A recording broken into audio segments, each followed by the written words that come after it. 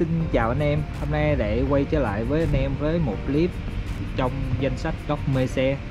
Và hôm nay Phương có một cái mẫu xe không phải là giới thiệu nữa anh em, tại vì cái mẫu xe này nó được ra mắt quá lâu rồi, nên dùng từ giới thiệu hay là đánh giá nội thất ngoại thất con xe này thì Phương thấy nó cũng không có gì để mình nói thêm nữa. Quay những cái mẫu xe ở những cái thế hệ mới rồi thì bây giờ có gì Phương trở lại ở những cái thế hệ đầu tiên. Chúng ta hãy cùng chia sẻ. Phương sẽ chia sẻ một vài thứ ở góc nhìn của Phương đến cho các bạn, để cho các bạn có cái nhu cầu cũng như là cái sự quan tâm đến đối với cái mẫu xe Morning này. Thì trước mặt các bạn đây đó là mẫu xe Morning phiên bản Standard MT. Có thể nói thêm chi tiết hơn là cái mẫu xe này là cái mẫu xe Morning số sàn phiên bản giá rẻ nhất. Phương phải dùng từ là rẻ nhất nha các bạn. Tại vì đối với trong phân khúc A thì hiện tại bây giờ nó có những cái mẫu xe gì để mà mình so sánh đây. Đó chính là mẫu Morning, mẫu i10, mẫu Fadil của VinFast. Thì ở những cái phải nói là cái mẫu xe Morning này thì năm 2007 thì chính thức được nhập khẩu từ Hàn Quốc về thông qua phía Thaco là Trường Hải các bạn. Thì lúc đó những cái mẫu xe mà Morning nó có tên gọi là Picanto. Và tới năm 2008 thì phía Trường Hải đã chính thức là lắp ráp cái mẫu Morning này ở trong nước. Thì cho tới hiện tại bây giờ thì nói về mẫu xe Morning thì nó có rất nhiều phiên bản các bạn. Tuy nhiên hiện tại bây giờ thì theo như Phương biết là có tới 7 phiên bản lận. Và hiện tại bây giờ năm 2021 thì phía Trường Hải đã cắt bớt 3 phiên bản và chỉ còn để lại là 4 phiên bản thôi. Phiên bản Morning Standard MT, phiên bản Morning Standard AT và phiên bản Morning Deluxe và phiên bản Morning Luxury, và kèm theo cái mẫu Morning All New mới ra nữa, gồm 2 phiên bản nữa đó.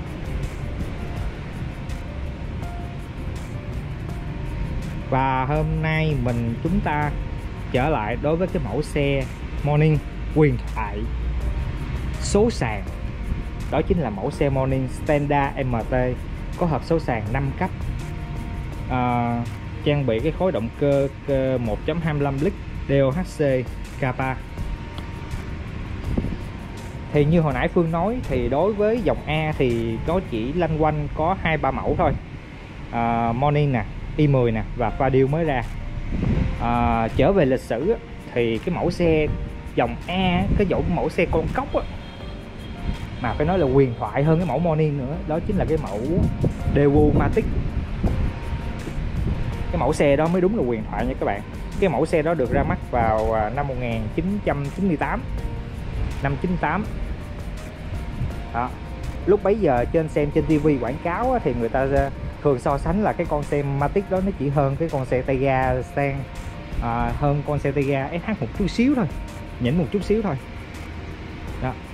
Và sau tới cái dòng mà Daewoo Matic đó thì bên hãng Chevrolet có ra một mẫu nữa, dòng A, đó là cái mẫu Chevrolet Spark đó. Và mới đây thì Chevrolet đã rời khỏi thị trường Việt Nam và bán mình lại cho bên VinFast rồi các bạn. Các xưởng dịch vụ của Chevrolet đều sang cho VinFast hết rồi đó. Thì có thể nói hai mẫu xe A đó, mẫu Daewoo Matic và mẫu Chevrolet Spark là đời đầu đó, thế hệ dòng A đời đầu. Và bây giờ hai mẫu xe đó nhường sân lại cho 3 mẫu xe con cóc dòng A huyền thoại kế tiếp, đó chính là mẫu xe Morning và mẫu xe Kia Morning và mẫu xe Hyundai i10 và VinFast Fadil. Còn đối với các hãng còn lại như là Toyota hay là Honda thì hay là Suzuki cũng có một dòng con cóc nữa các bạn, cũng có một dòng xe mà thuộc vào phân khúc A nữa. Thì ba cái hãng đó thì Phương có cảm giác là họ không mặn mà đối với cái dòng xe mà dòng phân khúc A, nên mãi tới những năm gần đây thôi thì những cái hãng đó nó mới chịu cho về hay là làm ra những cái mẫu xe dòng A đó. Thì hiện tại bây giờ trong thị trường Việt Nam mình thì cứ nói tới con cốc là người ta sẽ nghĩ tới Morning đầu tiên đó, người ta sẽ nghĩ tới Morning đầu tiên, và kế đến là i10. Và cá nhân của Phương á, thì Phương vẫn thích cái kiểu dáng của Morning hơn là i10. Mặc dù là i10 cái thiết kế của nó nhỉnh hơn A một chút xíu, nhìn nó bự hơn, nó dài bề thế hơn Morning, nhưng mà Phương vẫn thích cái kiểu dáng tổng quan của Morning hơn. Tại vì Morning nhìn nó thiết kế mượt mắt mình hơn, cá nhân là vậy. Còn tùy trường hợp các bạn nhìn nhận như thế nào thì nó lại khác. Rồi bây giờ Phương sẽ nói những cái điểm. Tại vì nói thẳng ra thì cái mẫu xe mà Morning Standard MT này á, nói ngắn gọn luôn là nó chỉ có cái khung gầm, rồi động cơ, rồi ghế ngồi để chạy thôi các bạn. Còn ngoài ra tất cả những cái trang bị nó đều là bình dân hết nè. Nó không có ABS luôn các bạn, không có thắng ABS đó. Hệ thống an toàn không có túi khí luôn. Gương hậu thì các bạn phải gặp bằng cơ nè, gặp bằng tay nè đó. Không có đèn tích hợp rẽ luôn đó. Nói chung là nó trang bị mình phải nói là chỉ lên xe này chạy bình thường thôi. Còn ngoài ra mà để cảm nhận cảm giác về nó thì Vương nghĩ là nó không có cái cảm nhận cảm giác gì đâu các bạn. Nó là một chiếc xe cơ bản. Phương phải dùng từ nó là một chiếc xe cơ bản. Thì mình nói về phần đầu ha. Thiết kế rất là cổ điển về kiểu thiết kế mũi hổ. Lưới tản nhiệt được chia ra làm 2 tầng đó. Ở tầng ở trên là gồm có mặt ca lăng và logo Kia thiết kế giữa. Rồi hệ thống đèn ở phiên bản này là đèn halogen ha các bạn đó. Đèn cốt, đèn pha, đèn sinh nhan halogen hết, và đèn sương mù cũng halogen lên đó. Thiết kế đơn giản ngắn gọn. Cái mũi xe nắp cabo ngắn đó. Đây cho các bạn coi lại model ha, Morning MT. Và các bạn được trang bị một bộ mâm thép chứ không phải mâm đúc nha các bạn. Cái bộ mâm thép này trên phiên bản MT thì các bạn sẽ có kích thước là 14 inch ha, và được trang bị thắng đĩa ở 2 bánh trước, và 2 bánh sau là hệ thống phanh tan chống. Tay nắm cửa được thiết kế đồng màu sơn. Phiên bản các bạn đang nhìn là màu sơn màu đỏ ha.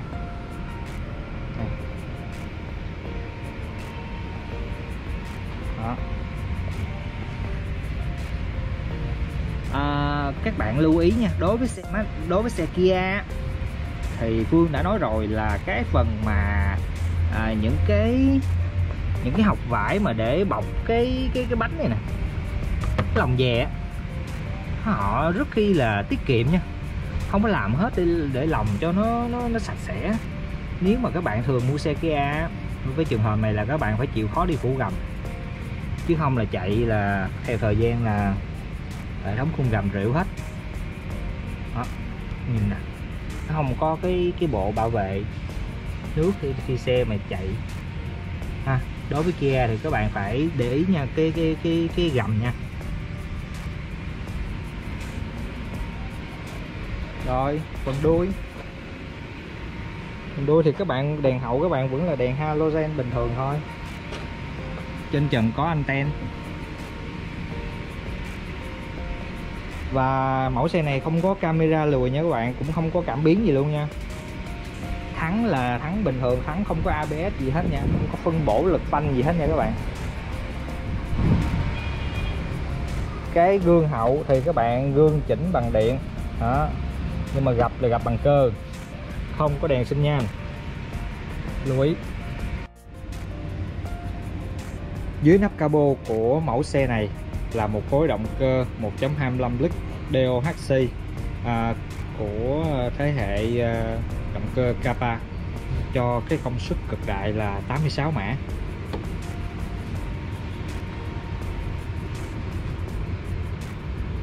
Và đây là những cái chi tiết cũng như cái khối động cơ, những hình ảnh khối động cơ ở dưới nắp capo này cho các bạn cùng xem xét ha.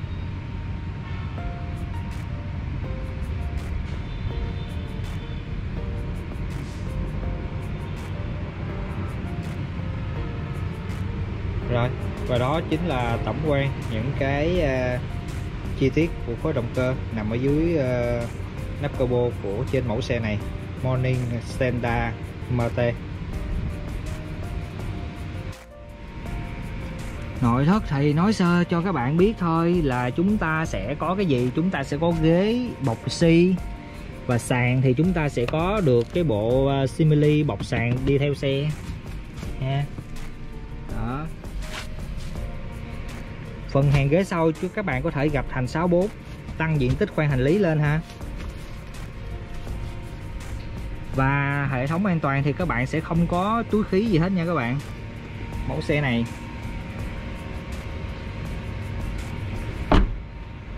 rồi, phía trước sẽ có gì đây? Hệ thống giải trí của các bạn thì chỉ có đọc CD, đài và trang bị 4 loa. Đó. Và cửa kính điện ha, kính điện chỉnh 4 kính. Đó. Số sàn nên có một chân côn, một chân phanh, chân ga. Và đây là cái gạt để các bạn mở nắp capo, và đây là cái gạt để các bạn mở nắp xăng. Các bạn lưu ý ha.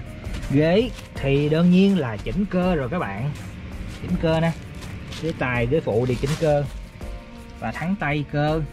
Và chúng ta sẽ có cái cần số sàn đây, hộp số 5 cấp. Đó.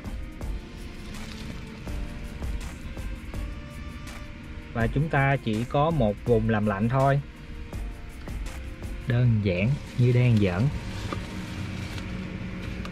Trên vô lăng chỉ có là những cái cơ bản thôi các bạn ha, có chip thôi và reset thôi, kèn hết.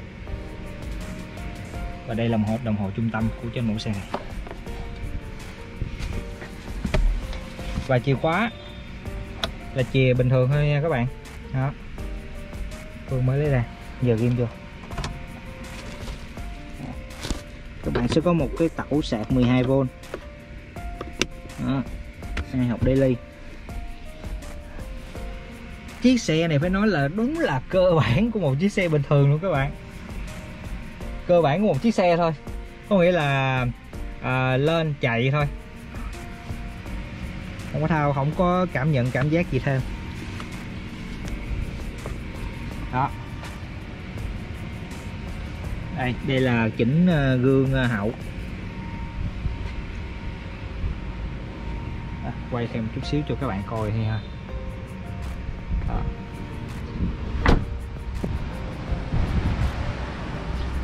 Đó, và đó chính là tổng quan ngoại thất cũng như nội thất trên cái mẫu xe Morning Standard MT này. Và cái mẫu xe này có cái giá bán là hiện tại bây giờ là 299 triệu. Và nếu mà lăn bánh nữa thì nó ngắt ngưỡng ở cái giá tiền là gần 350. Gần 350. Và bà có nhiều nơi, có nhiều showroom nó sẽ có cái chế độ khuyến mãi và chiết khấu cao, tùy theo các bạn biết showroom nào ha. Thì cá nhân mình á, đối với cá nhân mình thì hiện tại á, cái mà số sàn á, nó đã có vẻ như nó đã bị đào thải rồi các bạn. Nên bây giờ những ai mà mua số sàn thực chất là chỉ để phục vụ cái việc dịch vụ hoặc là dạy lái xe. Đó. Hầu như mọi người bây giờ đang xu hướng để chuyển sang hết AT rồi, không còn số sàn nữa. Đó. Mà thậm chí bây giờ để chạy dịch vụ á, thì khi mà chọn cái mẫu xe MT này á, thì các anh cũng phải nên lưu ý, nhìn tham khảo kỹ hơn một chút xíu. Phương cũng tham gia nhiều hội nhóm thì Phương thấy có rất nhiều xe Morning phiên bản MT các anh thường. Đối với cái mẫu xe Morning Standard MT này á, Morning số sàn á, thì trước khi mua các anh cũng nên tham khảo tới cái phần mà AT, có nghĩa là phiên bản Morning Standard số tự động. Tại vì hai phiên bản này nó trên là không có bao nhiêu á. Ví dụ như phiên bản hiện tại trước mặt của các bạn đây là có giá số sàn là 299 triệu, thì phiên bản mà Standard AT số tự động sẽ có giá là 329 triệu, có nghĩa là chênh lệch nhau 30 triệu đó. Chênh lệch 30 triệu. Nhưng mà cái việc mà Phương có tham gia nhiều hội nhóm á, thì rất có nhiều cái trường hợp những cái số biển xe Morning số sàn nó có cái hiện tượng là bị tuột dây con, đạp vô bị tuột hết rồi, và hoặc là chưa tuột thì theo thời gian chắc chắn nó sẽ bị tuột đó, đạp không có cục cựa được gì hết á. Với lại mà khi mà tham gia đã gọi đây là một mẫu xe con cóc dành ở trong phố đô thị, dành cho xe chạy trong phố, thì cái việc mà nó chạy số sàn nữa nó làm cho cái cảm giác mà khi mà mình chạy mình lái nó mất hứng thú lắm các bạn. Tại vì cái giật xe miết gặp, tại vì cái phiên bản này nó đã không trang bị những cái gì thiết yếu hết rồi, nó chỉ là một chiếc xe bình thường, nó những cái cơ bản thôi, là một chiếc xe cơ bản được trang bị cơ bản thôi. Thì cái việc mà các bạn chạy bằng số sàn á, nó gây cho các bạn cái cảm giác là không có hào hứng khi mà các bạn chạy nó đó.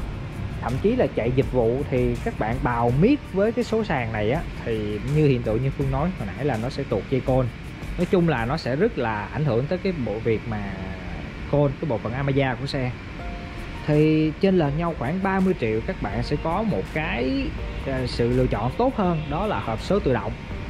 Cái thứ nhất là các bạn chạy trong phố nó nhẹ nhàng hơn, nó đơn giản hơn, đỡ nhức đầu hơn, cả nam và cả nữ. Mình khoan nói về cái cảm giác là chạy số tự động chán hay là số sàn hay. Nếu mình theo một góc nhìn á, nếu mà số sàn hay thì các bạn hãy nhìn lại đi. Ngay bây giờ ngay cả hãng Honda không có một cái chiếc xe nào nó làm phiên bản số sàn nữa các bạn. Nó bỏ hết rồi, chuyển sang số tự động hết rồi. Đó là phần mà xu thế thôi các bạn. Và hiện tại bây giờ tất cả các xe dòng sang, dòng xe luxury nào cũng đều là hộp số tự động. Và trong hộp số tự động đó nó làm nhiều hộp số biến thể, ví dụ như chế độ lái Sport với lại chế độ lái Normal. Nó nhiều chế độ, nó làm cho cái người lái họ được trải nghiệm rất là nhiều ha. Thì đó là một phần mà chia sẻ của mình đến cho các bạn khi mà muốn mua một chiếc Morning làm dịch vụ hay là cá nhân hay là gia đình, thì các bạn nên lưu ý tới cái việc giữa MT và AT, như là số sàn và số tự động. Trên lệch không bao nhiêu nhưng mà nó sẽ trải nghiệm rất khác, rất khác nha các bạn đó. Rồi, và đó chính là tổng quan về một cái mẫu xe con cóc huyền thoại, một phiên bản giá rẻ nhất đó, đến với các bạn. Rồi, rất vui được khi giới thiệu các bạn đến cái mẫu xe này ha. Nói chung không phải giới thiệu nữa mà là cùng với các bạn trao đổi một số thứ về góc nhìn cá nhân của Phương thôi.